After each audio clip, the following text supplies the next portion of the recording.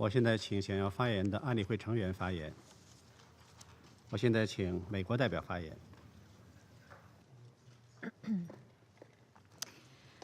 Thank you, Mr. President. I thank Mr. Mladenoff for his briefing. His presentations on the Israeli-Palestinian conflict are always detailed and well considered. But as we have pointed out, as a survey of the threats to peace and security in the Middle East, Mr. Mladenoff's briefings are, by their mandate, very incomplete.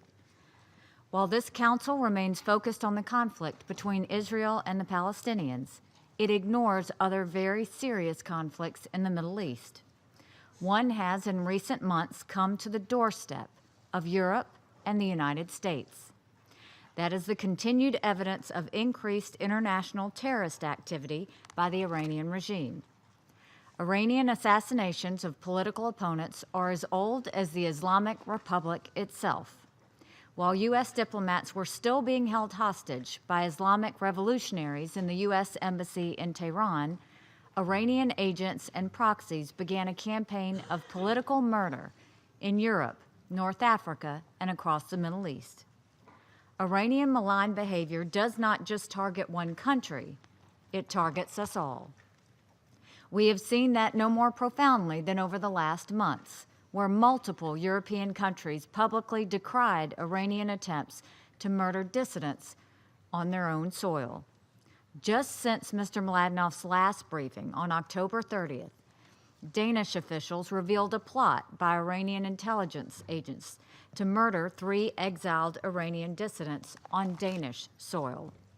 The Danish government arrested an Iranian regime assassin in Norway on October 21st. Danish officials are outraged, and rightly so. The Iranian plot was such a blatant violation of Denmark's sovereignty that one Danish politician compared the plot to Russia's attempted poisoning of the Skripals on British soil earlier this year. But Denmark is not the only country that has been targeted by the regime.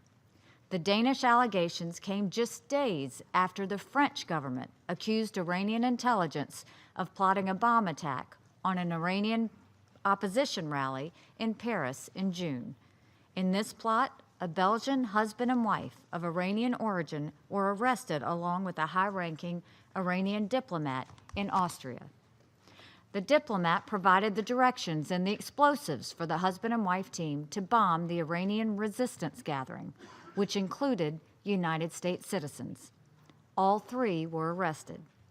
And of course, all of this follows an Iranian-backed attack on the U.S. consulate in Basra after months of the Iranian regime violating Iraqi national sovereignty. These attempts to murder their political opponents on foreign soil reflect the true nature of the Iranian regime. These attacks are precisely the sort of behavior that led the United States to reimpose sanctions against Iran on November 5th.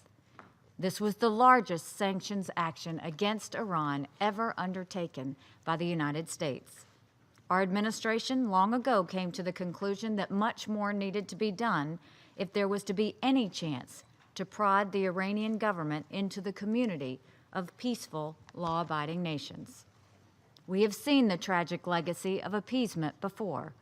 The Council was, in many ways, created as a counter to that failed diplomatic strategy. The Tehran regime has proven itself to be the same violent and predatory group of murderers that it was in the 1980s. Our European allies are increasingly finding proof of that in their own front yards. We must unite in our efforts to stop this behavior before it reaches more innocent people across the world. Neighborhoods were targeted. A bus was bombed by an anti-tank missile. Families were forced into bomb shelters to arrange, I skipped a page, I apologize. In fairness to Mr. Mladenoff, his briefing on this month's events in the Middle East did touch on the current violence in Gaza, but his reporting misses the mark when he calls for restraint from both sides. Yes, Israel launched airstrikes on military posts, weapon depots, and intelligence assets in Gaza. but it did so in response to over 400 rockets and mortars that were fired indiscriminately from Gaza into Israel. Neighborhoods were targeted. A bus was bombed by an anti-tank missile. Families were forced into bomb shelters to escape the barrage. Even if you accept Hamas's excuse that it launched its missiles in response to an Israeli covert operation, you cannot escape the fact that the Gaza militants targeted civilians in response. Their actions were not actions of a nation exercising self-defense, but of a terrorist group seizing a pretext to kill civilians. You also cannot escape the fact that the group responsible for the rocket attacks, Palestinian Islamic Jihad, is an Iranian-supported group. The PIJ is yet another terrorist proxy that Iran calls on to stoke violence and instability in the region. And these missing facts are crucial. Fact: there is only one side that attacks indiscriminately, one side that targets civilians, one side that terrorizes to achieve its objectives. But I will close by agreeing with Mr. Mladenoff on one point. Both sides must work to resolve the conflict in the Middle East. Neither side can get everything it wants. Both sides must compromise, and compromise can only begin with a clear, honest, and complete appraisal of the facts on the ground. Without that, this monthly discussion is doomed to fail in its objective of helping to achieve peace. Thank you. 我感谢美国代表的发言。